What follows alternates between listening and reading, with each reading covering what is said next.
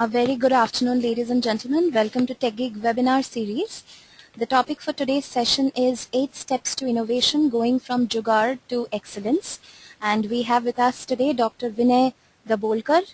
He is the Head of Innovation Practice, Institute of Product Leadership. We also have with us today Rajiv Mukherjee. He is the Director of Programs, Institute of Product Leadership. Let me quickly take you through Vinay's profile. Vinay has 15 years of experience in innovation, engineering, research, and marketing. He's currently working jointly with Professor Rishikesh T. Krishnan of IIMB on a research project to understand systematic innovation practices in corporate and social sector in India. He is the founder of Guideline Innovation Consulting and helps organizations become more innovative systematically. Over the past 3 years, Vinay has worked with several India centers of global organizations such as GE Healthcare, Motorola, ADP, and India-centric organizations such as Saskin, Mindtree, and Symphony. Vinay did his PhD in computer science from sunny Buffalo and BTech in computer science and engineering from IIT Bombay. He is also the author of best-selling innovation book, 8 Steps to Innovation. For any product, I beg your pardon, for any program-centric question, Rajiv will be there to answer all your queries at the end of today's session. As our usual practice, we will have the session open for the first 45 minutes today, and we'll open up for a quick round of question and answer during the last 15 minutes. However, I request all the attendees to start sending in questions to me from 3:30 p.m. onwards. And in case if there is any problem in between in terms of the audio quality or otherwise, please feel free to inform me and I'll do the needful. So without any further delay, I now hand over the session to Dr. Vinay. Dr. Vinay, over to you. Thank you, Srilagna. Srilagna. Yes. Okay, am I audible now? Yes, you are audible, and I can view your screen as well. Okay, so good afternoon, everybody. This is Vinay, and I'm going to take you through an overview of 8 steps to innovation, what we're basically saying in the book.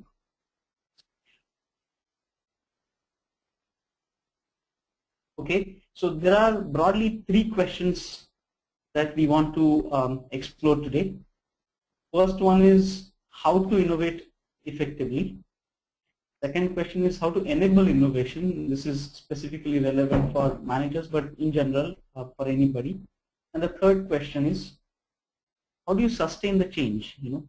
So this work is, as Sri Lagna mentioned, was done jointly with Professor Rishikesh Krishnan. Currently, he's director of IIM Indore.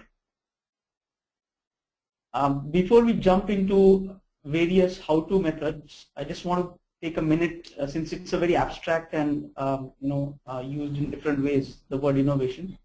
I'm currently using them to mean that an innovation is something which has a problem which an idea solves, which gets implemented and its benefits, right? So it's an application of new ideas to solve problems resulting in benefits of users. So for example, when you frame a question saying how do we provide clean drinking water at low cost, then an answer such as the Swatch product becomes an innovation. Similarly, Tirupati temple might ask a question, how might we provide a better experience for the visitors? And to that, a response to that question, you have the token system which is being used, and I would say that is another type of innovation as well.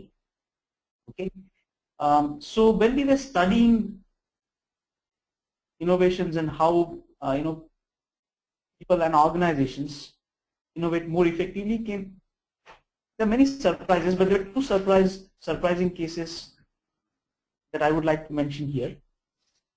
The first surprising case is a book titled 40 Years, 20 Billion Ideas, and it had a table like this that you are able to see.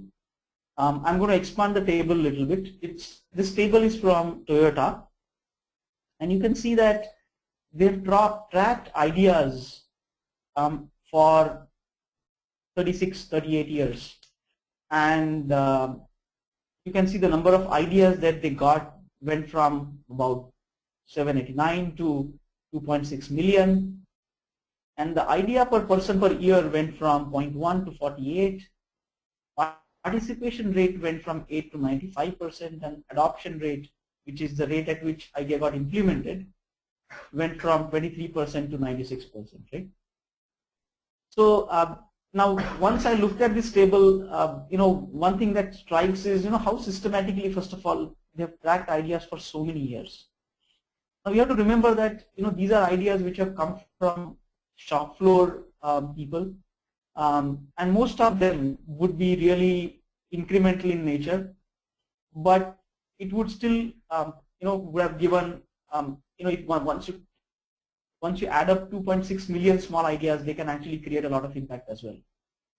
So anytime I meet somebody, whether it's a local grocery store or a post office or a large organization or a team manager, I sort of in my mind imagine what this table looks like for that particular team. For example, how many ideas per person that they may be generating, what kind of participation it may be there, and so on. Right? But it gives a good view of how an idea management can happen systematically. Now this table is no longer strange to companies in India. This is a similar table from Cognizant. As you can see, it's evolved over 5 years and it's evolving further. And it is, the participation rate is 37 for a 1,34,000 people company. It's still quite large. Right?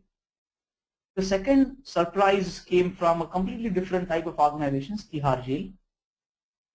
And there, Tihar Jail in 1993 was described as a sort of filthy and corrupt organization. This is how Kiran Bedi describes in her book. Same vessels were used for cooking and washing clothes, garbage not collected, low literacy. Since 2011, Tihar Jail has campus recruitment. The photo that actually you see on the right hand side is a photo from campus recruitment in Tihar Jail. The people wearing ties there are the inmates who are now sort of graduating from Tihar. And Tihar has production of various things like eatables and clothes probably. Their revenue is 10 crores. They have 3 exclusive PJs outlets in Delhi. There are IAS, MBAs, being written by people. There's Summer Winter Olympics and there is Tihar Idol competition. So the rate at which Tihar Jail is implementing ideas seems to be fairly high. Now, one of the things that this particular example brings out is the fact that, many times we hear, oh, we don't have the culture of innovation. Maybe Google has or Apple has, but we don't have. And then you ask a question, look, what kind of a culture can Tihar Jail would have, where the power distance between the inmates and the police officer would be extremely high. In spite of that, Tihar seems to be doing something interesting. So while cultures play important role, does it really have to be inhibiting innovation? So who can become more innovative when we ask this question? There are 3 schools of thought which actually get mentioned. One is the DNA view, which says that only if you have the DNA you innovate, which means either you have it or you don't have it. If you don't have it, hard luck. The second view is only if view, which means only if you have certain people from certain elite institutes and certain leadership, charismatic leadership, then you can innovate. And the third view is anyone can, right? And by now it may be obvious that I belong to this third school of thought, which really says anyone can become more innovative. This doesn't mean that anybody can become anybody else, but it basically says that from wherever you are, you can really become better. So in a way, this particular school of thought treats innovation or innovativeness as a stamina that you can build. If you are a couch potato, then going and switching on the TV, walking to the TV and switching on instead of using remote, maybe a good exercise as a starting point. If you are already a runner doing 5K or 10K, then taking up next target, and you'll have a different kind of regime that you will follow. So what we believe is method matters, metric matters, practice matters, and feedback also matters a lot. So with this, let us go to this question: how do we do it? How can we become more innovative, systematic? So we actually break down any problem. It's always good to break it down into sub problems. We break it down into 3 sub problems. The first question we ask is, if you want to become more innovative, then do you have an idea pipeline? And the question to ask is, how do you build an idea pipeline? The second questions many times gets asked is, look, we have ideas. We in fact generate a lot of them in offsite and daily basis, but they just stay on the whiteboard, they stay on Excel sheet, or sometimes on the idea portal. So how do you really improve the velocity with which ideas move forward?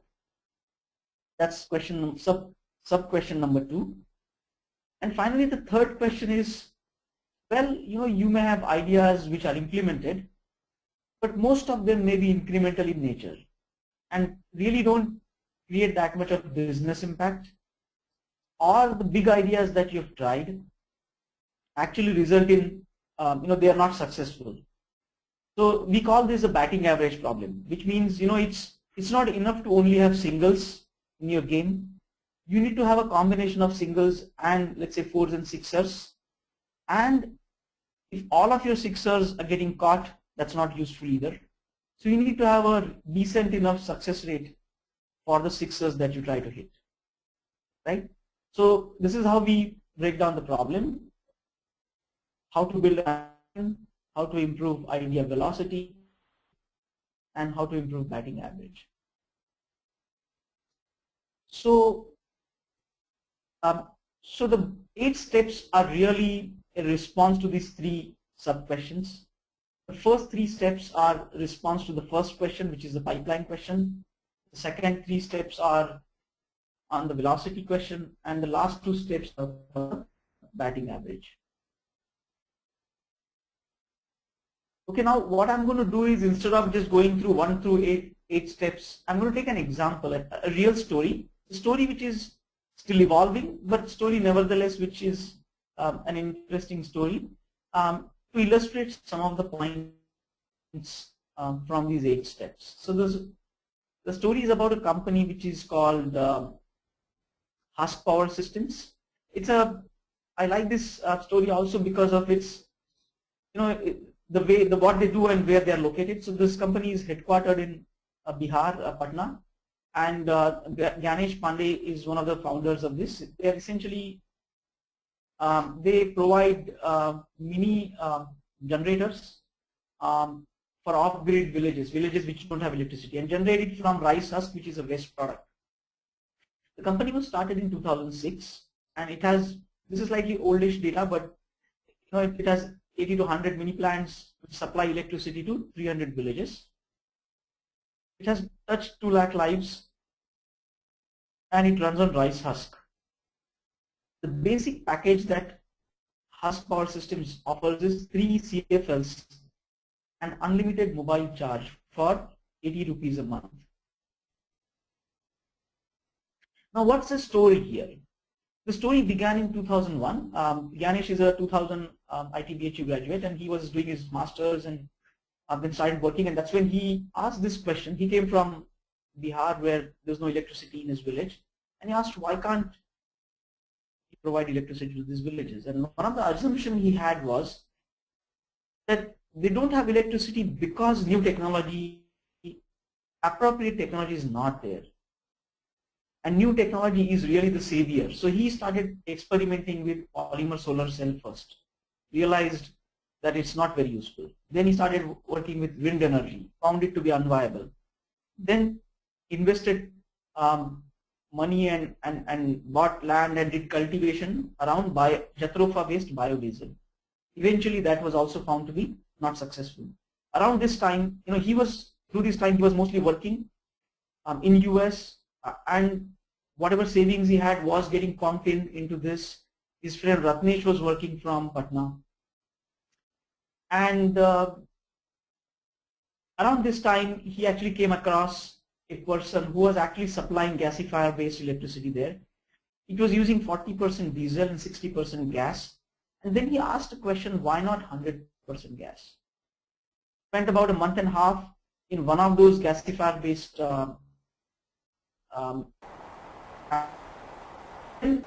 modified it and got it working and actually electrified the village for the first time.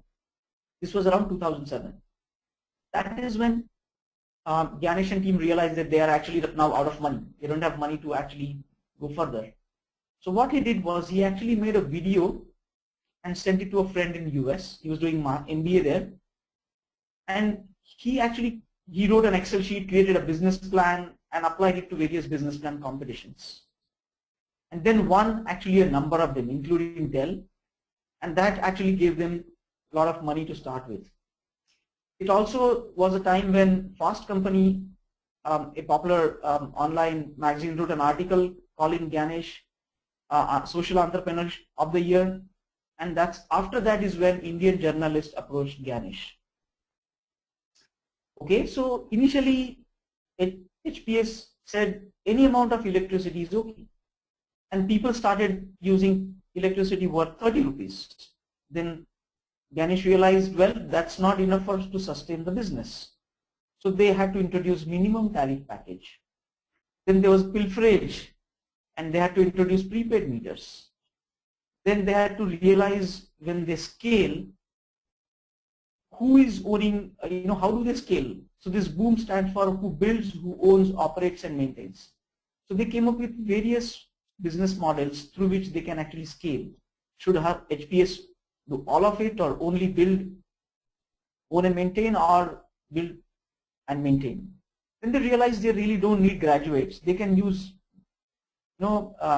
school dropouts or maybe 10 standard people, 12 standard people. So they started their own training center and HPS University. Now this is the short story, and I'm sure this story is still evolving. This brings out what we call 3 myths of innovation. The first myth says that innovation begins with creativity, and we believe that most of the time that's not the case. It begins with curiosity, which is to ask questions. For example, in Husk Power Systems case, why can't these villages get electricity, right? So you ask why not kind of questions. So that is where it begins. The second myth says that idea moves ahead in smooth linear fashion. It goes from idea to implementation. And Husk Power System story shows that idea actually moves ahead through iterative experimentation. You did polymer solar cell, then wind energy, then Jatropha, all that. Most of the ideas move through iterative experimentation.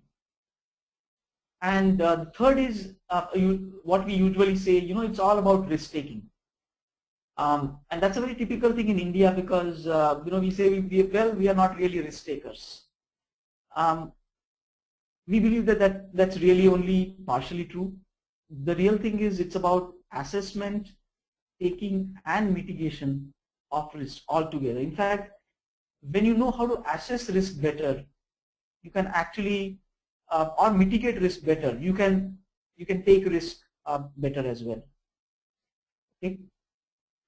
Now, this way of looking at things also gives us a different way of looking of how idea actually evolves in its lifetime. So one way we can represent the Husk Power System story is actually through what we call 2 loops. Okay, these 2 loops are of experimentation. So you got this itch, which is, why can't electrify rural India, and then you have an idea which you start, and then you start actually a loop which we call idea to demo loop. So you have polymer solar cell, wind energy, Jethro and all that. You are really checking feasibility. Mostly this is also loop where you can also check the need, whether the need is real. And then at some point you really get convinced that, look, this is a particular solution that can actually be taken to many other people. And then it moves from demo to cash loop. This is also a point where you get some kind of sponsorship for your idea. It becomes a formal project, you have team in place and so on. And then what you do is you're checking business model for scaling. And we call this viability loop, right? So tariff package, boom, bomb, BM, prepaid meters, and so on, right? So most of the ideas we will find actually move through these two loops of experimentation. So Jamshedji Tata's idea of Tata Steel. In fact, yesterday was Jamshedji Tata's 175th birthday, and this loop actually shows how long Tata Steel idea took in the first and the second loop. From the time 1882 was the time when Jamshedji took a sample of soil from Chanda district, which is near Nagpur, and took it to Germany for testing whether you can really build steel there, and the test was negative. From that point, it was 17 years when he actually presented a formal plan to Lord Curzon when he came to Bombay, 1899, right? And then after that it took 12 years for really the steel to roll out, and of course Jamshedji was not there. Then he died in 1904. But sometimes the loops are short, so for Facebook you can guess what might be the first and second loop, So the first loop was roughly 3 months, and the second loop, by the time the cash started coming in, was 2 months, right? So we saw that sometimes it takes really long time, like 10 plus years, but sometimes it's short.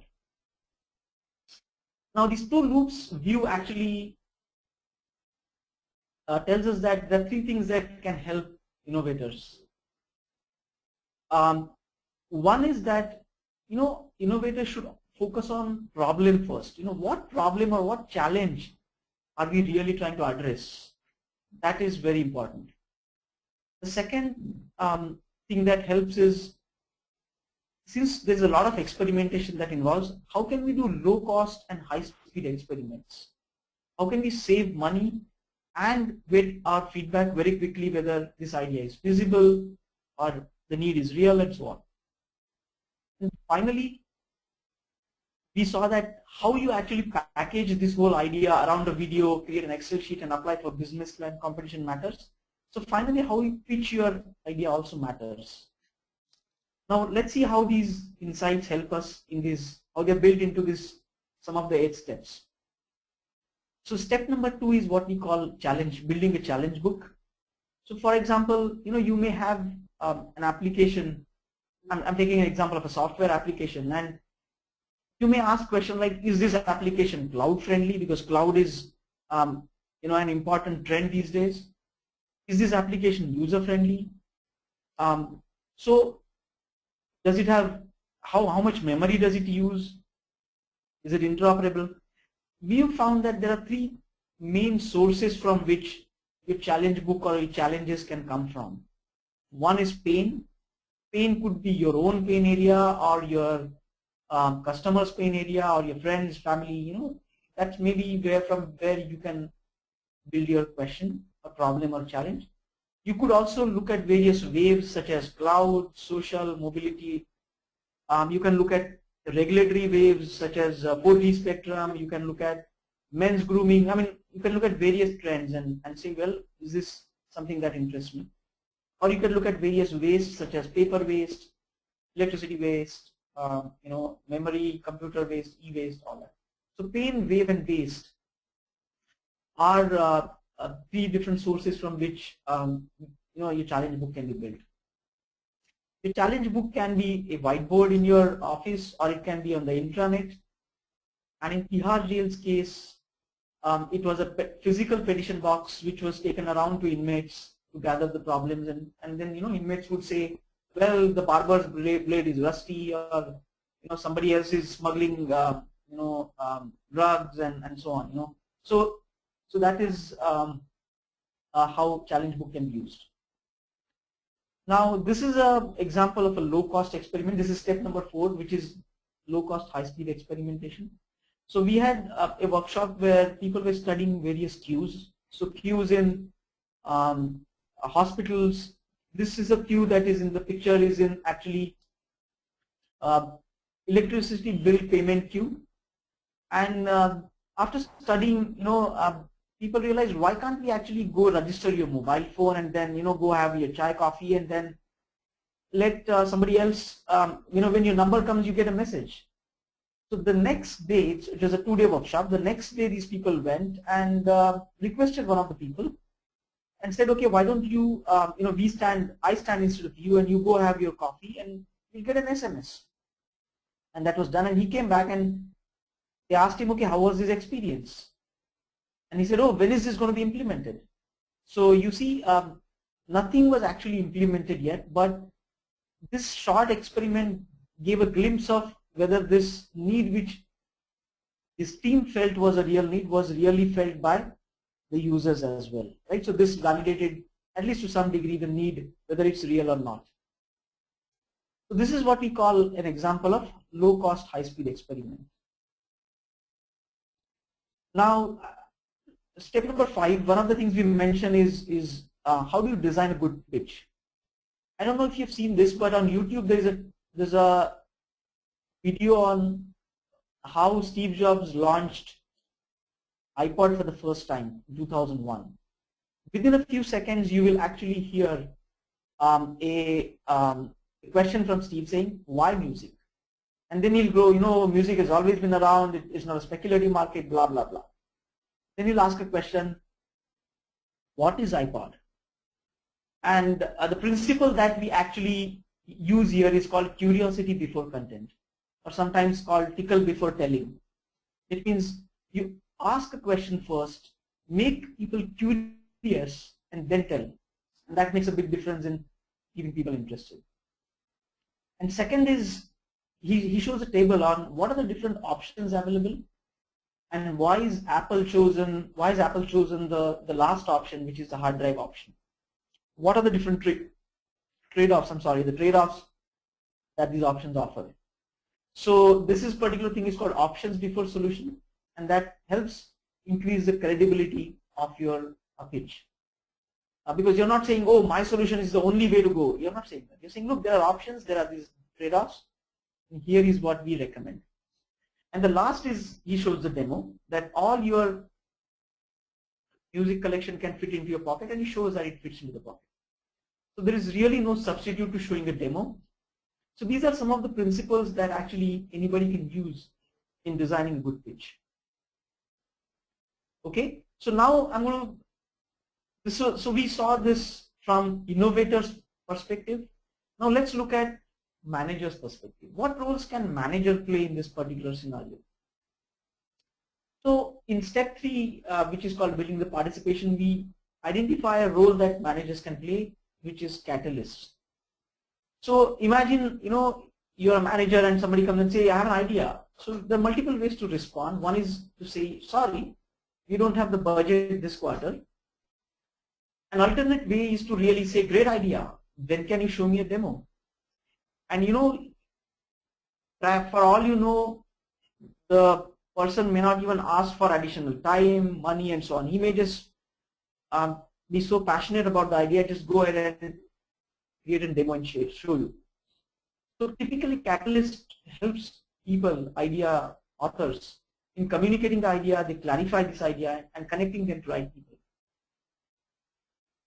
So one example which I came across is that of David Packard, the Hewlett-Packard co-founder, HP co-founder, and he used to use this 3 hats mechanism when anybody approached him with idea. So the first thing is he used to wear enthusiasm hat, where all he's doing is encouraging that person, asking more things, and asking him to really think a lot of good things about his idea. Then he would go back and then he would meet him after some time, maybe a week or so, and then the next time he would meet him, he would wear an inquisitor hat. When he's going to ask very pointed questions on this idea. Again, that person would go back, and the third time he would meet him, that is when he would wear a decision hat. So even if the idea is rejected, the person actually feels much better that, that he got an encouraged initially, he actually got some questions which he could clarify and so on. So this is an interesting way of playing a catalyst role that manager can do. Another interesting thing manager can look at is to ask the question, are we creating internal role models? And I don't know if you've seen, there's a campaign Intel launched some time back, which is on the Ajay Bhatt, who is a co-inventor of USB, and basically the campaign said, look, our rock stars are different from your rock stars. They file patents and they are really respected a lot and so on. The question you have to ask is, what do our rock stars do? And is there a way we are articulating them, we are showcasing them and so on? Because many times, there are too many stories of Steve Jobs and people who are outside your organizations, who are role models. They're quite inspiring. But finally, role models who are internal make a big difference as well. Another role we find very important is a role we call champion. Now, the person on the left-hand side, most of you would recognize as George Fernandez. And the picture on the right-hand side is that of Packard Railway.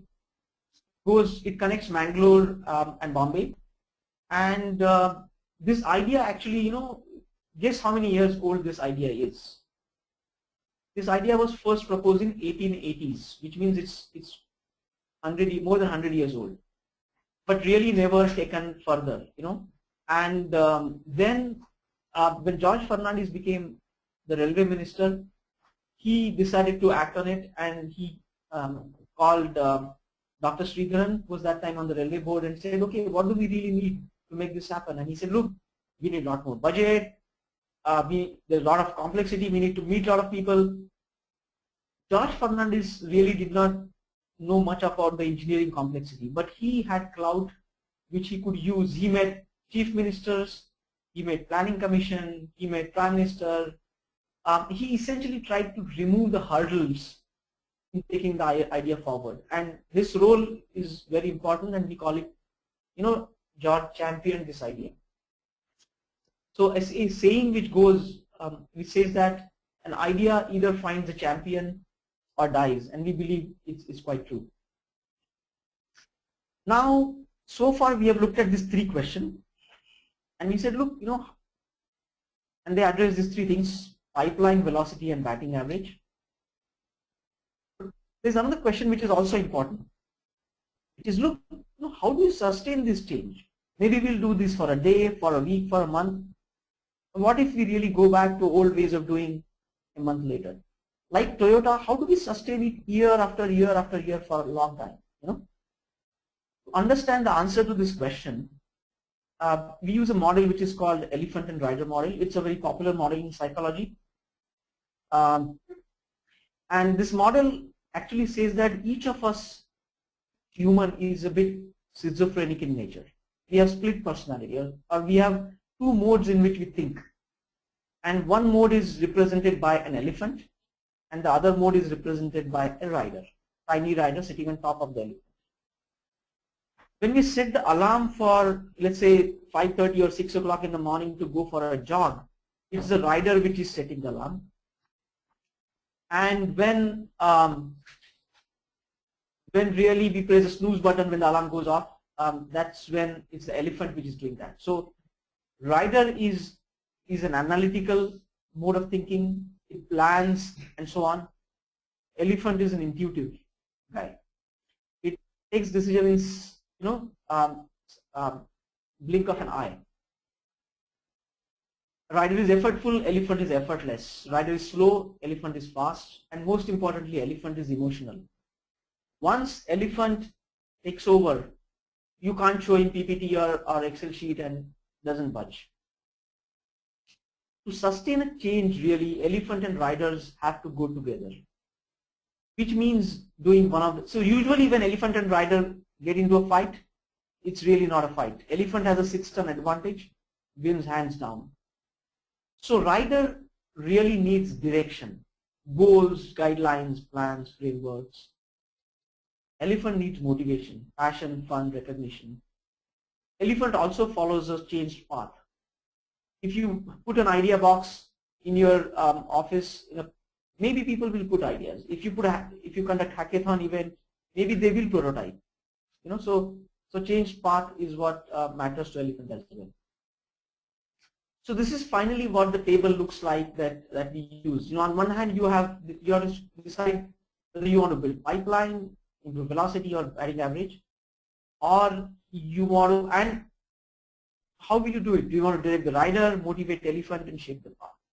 So I'm going to give a couple of examples and how this table is useful. So this was a real situation in an organization where idea pipeline was drying up.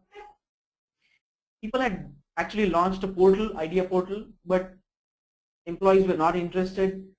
They were not interested in doing one more login and password. It was too much for them.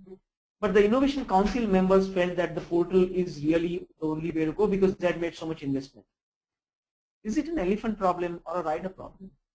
Well, this was primarily an elephant problem because people knew how to log an idea, but they really didn't want to use it.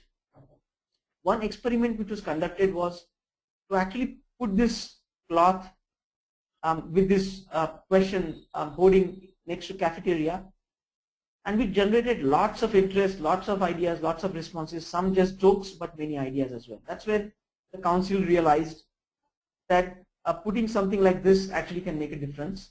So they went ahead and bought a 3M sticky wall and actually put this idea wall on each floor, and they got tons of ideas.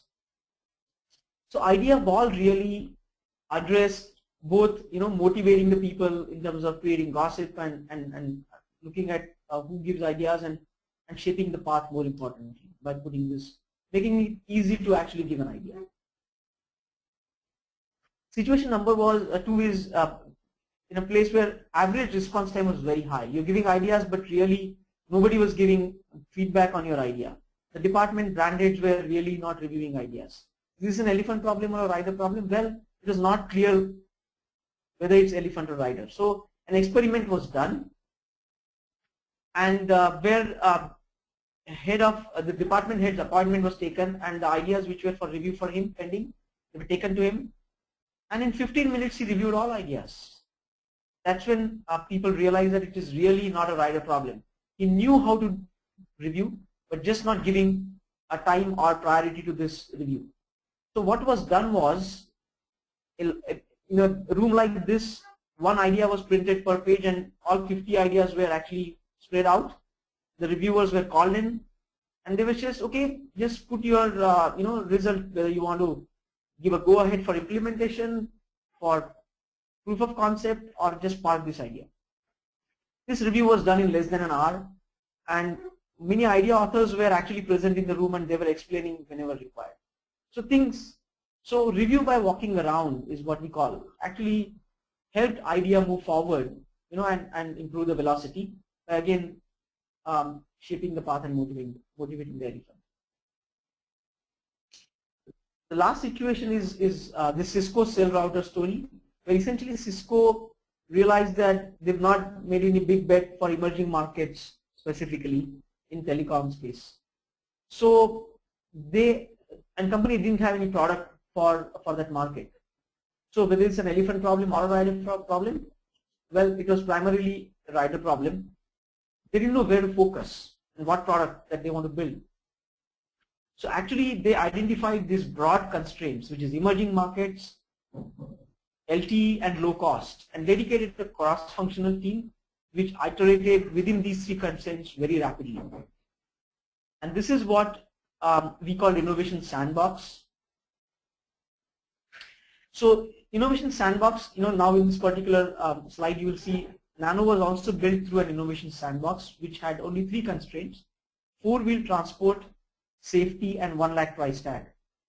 Okay, and when it got evolved over time, but basically lots and lots of prototypes were done on various aspects, whether it's a engine should be front or back, or whether it should be steel body or a plastic body, or all kinds of things. So innovation sandbox involves tons and tons of experiments within a few constraints. Google's search sandbox carried out, how many experiments in 2010? 20,000.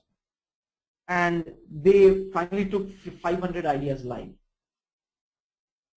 Okay. So the book essentially gives many more options than what we discussed.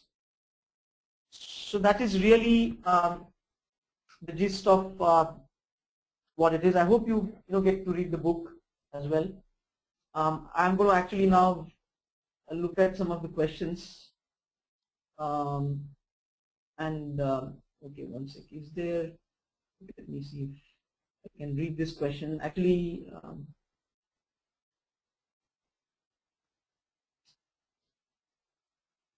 is there a connection between out-of-box thinking and innovation? So actually, that's interesting because we are taking this question right after sandbox, where you are actually innovating inside a box. So frankly, of course, there is a connection because not all innovations come out of box, but essentially innovation, as we've seen, begins with some kind of a challenge or problem definition, where you're wondering why this is not different. And so some of the solutions are very, so let's take the problem that in spite of having your vaccines available for a long time, why is actual vaccination for kids in India so low in various rural areas? It's below 20%. So the solution, may be there already, but not really being used, right? So sometimes you may have to really copy some idea and see what modification of that idea works. But sometimes innovation involves very different ways of thinking as well, and such as, for example, going from QWERTY keyboard to multi-touch is sort of a very different. Somebody just asked, why need to be able to type keys as well. So I'm sure some innovations really benefit from out-of-box thinking. But when you begin experimentation, you don't necessarily have to have an idea which is out of box. An out-of-box idea may come after a few iterations of the experiments. You remember Ganesh had a notion that only new technology can be a savior, but basically only after iterating for like few years he realized you don't really need new technology. An old technology, which is what he used, can be modified, and that may be useful as well. So that is okay. Now let me see if I can. Oh, okay. Sorry, I think I took not reading the idea, the questions in the. Do you agree that India is lagging? I'm trying to increase the window. Okay, India is lagging in the product world apart from investments, innovation, and other stuff. What best can we improve the system? We are just consumer market, hardly any product innovators. What's your take on this? So, I mean, first of all, this is a fact that we have not been doing a lot of product innovations. And just if you just look back the history, before the globalization itself in '91, we were really copying stuff. We were licensing technologies and really becoming better and better at reproducing and improving the production, but not much of the innovation. One reason is, of course, our product itself. I mean, our market itself is really not that big yet. It's growing, as we can see from Flipkart and Snapdeals of the world. But it's going to be some more.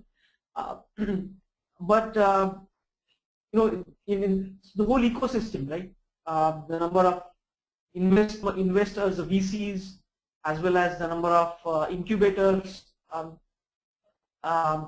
number of startups. So, even startups play an important role. So all these things are, my guess is all these parameters are slowly are changing. I mean, we see more startups around. We see more incubators in colleges. We see more college students thinking of starting companies and innovating. So I'm assuming it will take some time, but you know, I'm seeing things moving in the right direction. The fear of execution suppresses many ideas which can improve to be breakthrough. How to override it? Actually, that's a very good question. And in fact, low cost, high speed experimentation, I believe, is one of the key areas where you know, your idea may look overwhelming in the beginning, but all you need to think about is the next week or next few days, what is the low cost experiment I can perform where I don't have to put so much money, or you know, I may not be able to put any money. What can I really demo? What assumption can I validate? I feel that's a real good way to get started on ideas. The next question is, I have many ideas, but how to get a platform to perform? Is there any portal or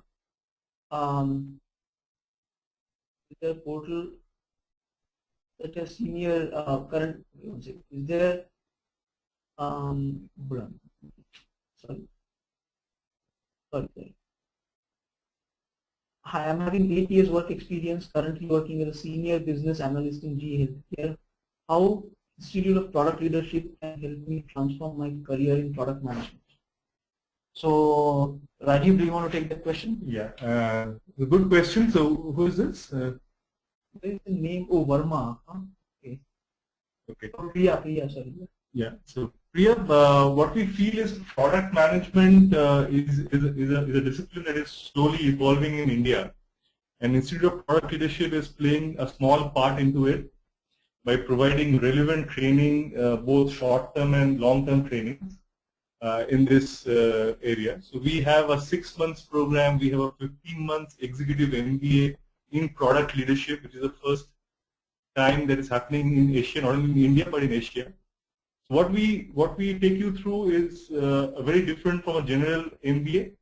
This is a specific MBA where you go through from an ideation to validation to creating a product plan, taking it to market, and doing the sales enablement. The complete cycle you go through during this program through a lot of exercises and real projects. So you'll be actually working on a real idea which you either you bring to the institute or corporate sponsored ideas that you'll be working on in a team.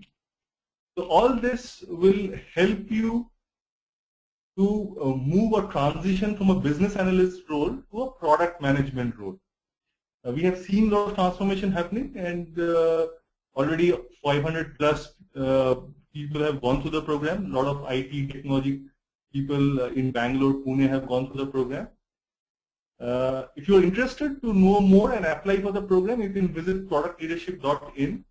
Both the ICPM program and the Executive MBA program are now live. You can visit the site and inquire about these programs.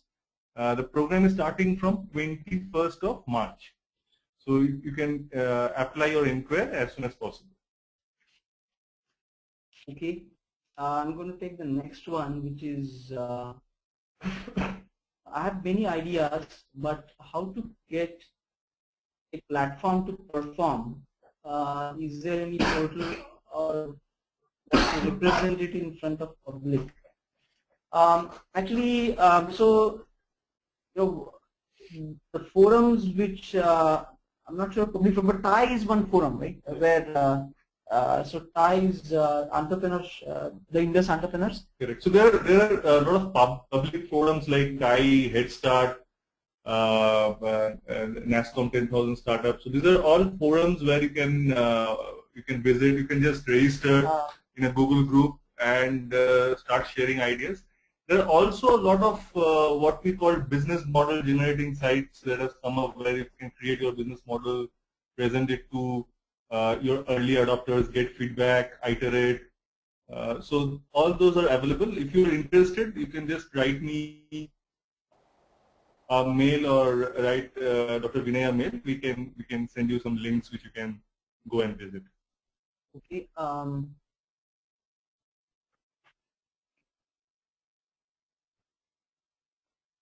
Next question is, do you believe everyone is capable of innovating? So my simple answer is yes. In fact, I have done workshop for janitors, the lowest rung kind of guys, and in fact, the ideas that they came up with got implemented much better than many others I've done workshops with in highly educated people. So I visited places which are where there are. So I visited a place called Anandwan, which is near Nagpur, where lepers have innovated. So frankly I have a very strong belief in that. Okay, what is low-hanging fruit when it comes to validating an idea? How do you know if an idea is really worth pursuing? So this is where low-cost experiment comes in. One question still remains is which experiment really to perform, because there are various kinds of assumptions that you may have to validate. And one thing we actually recommend is actually asking a question to identify what is called a leap of faith assumption, which means an assumption which is really critical for your success of the idea, but really you don't have any data. It's all gut feeling. And when you perform an experiment to validate that, then that is sometimes it is referred to as doing last experiment first. So and of course I don't the time is short, so I can't explain the whole thing. But essentially, identifying the leap of faith assumption and designing an experiment, low-cost experiment, would be one way to proceed on your idea. Okay, is there a connection? Okay, this is what we've done. One is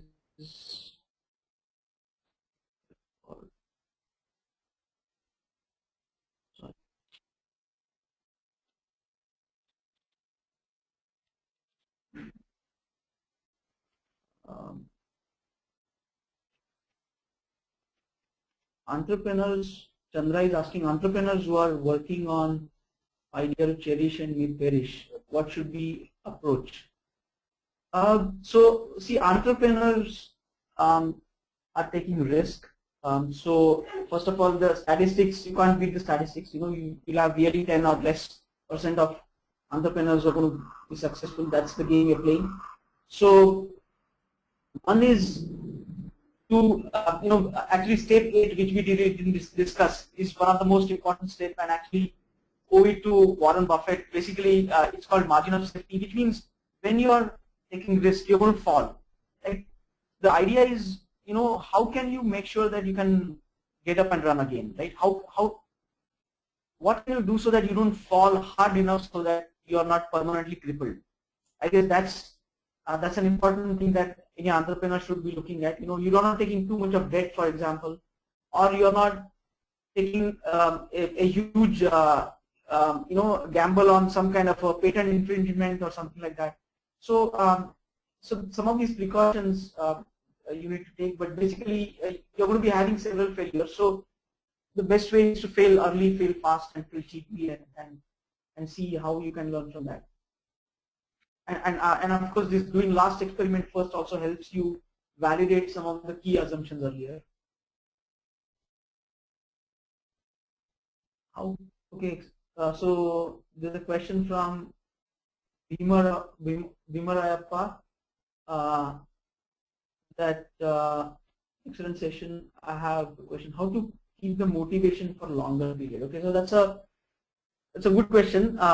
So one is, of course, so personally, let me tell you, since I have been sort of on my own for 7 years. So one is to define your short, small successes. So if you do small things, the chances of that some of them will succeed, and that motivates you.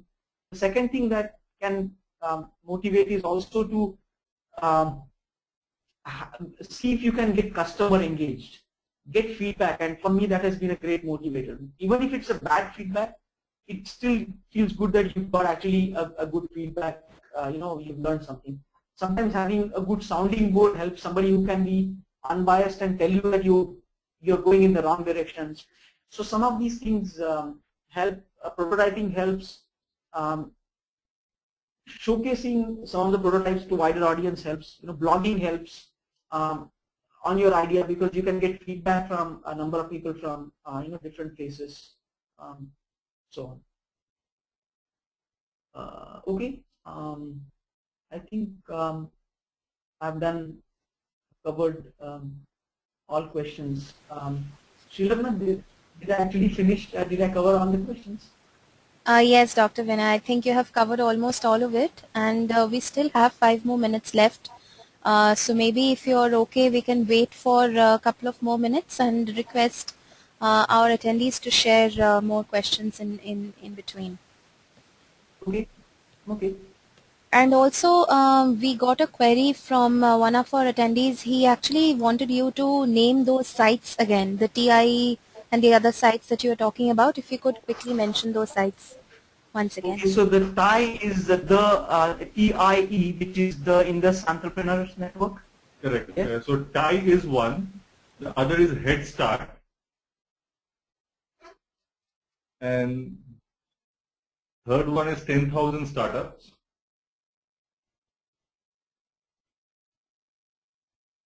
You can just Google all of them, you will get to the right. So TIE has a Bangalore chapter. They have chapters in all places. Head Start also has chapter in all cities, Bangalore, Pune, and all key cities in India. So you can search by TIE and the city name, TIE and city, and you will get to the website.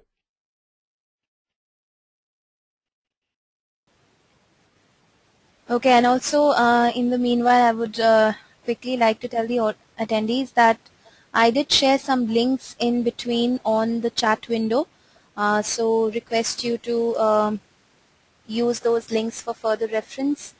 And I think let's wait for 1 or 2 more minutes for more questions, and then we can wrap up the session. Dr. Vinay, is that okay? Yeah. So if you're getting any new questions, please, if you can just read out the questions, any new questions. Yeah, in fact, I just received one question from Nibu Thomas.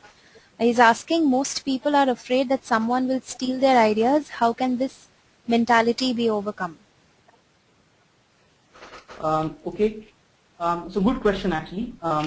So there are two risks you're carrying. When you just don't act on the idea and don't tell anybody, with the fear that somebody might steal. And on the other hand, if you don't prototype your idea, really you are unlikely to get any feedback on whether you are in the right direction. Frankly, I have a bias for prototyping. I feel that, in fact, there are many ideas. If you read Facebook story or other stories, ideas are really sometimes. There's an article, Markham Gladwell's article called "Ideas Are in the Air." Really, it means there are many ideas which are really in the air. People who take action matters. So at least in the early stages, I feel that it's futile to worry too much about somebody stealing your idea. Ideas are really dime a dozen, frankly, and I have a bias. Please pardon me for that. But ideas are everywhere. Unless you can act on it, it's really doesn't have too much of value.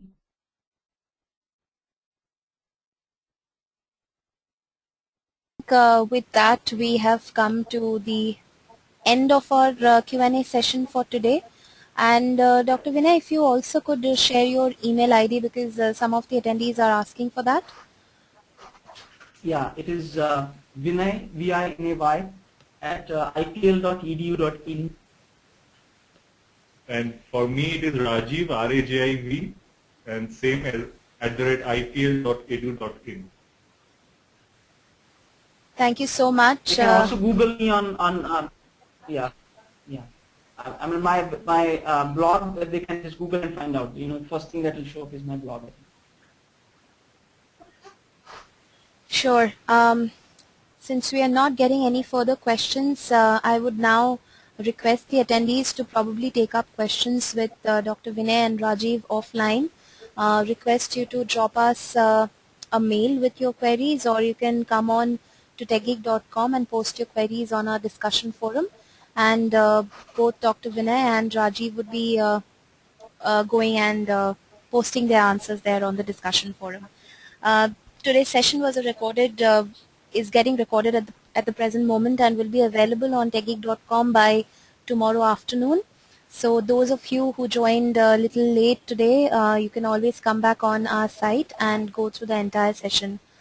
So on that note, I would like to thank Dr. Vinay and Raji for taking time out and joining us today. Thank you so much. Yeah, great. Thanks, Tilakna. Thanks for the opportunity. Yeah, nice. Bye. Thank you so much. Have a great day. Yeah, bye.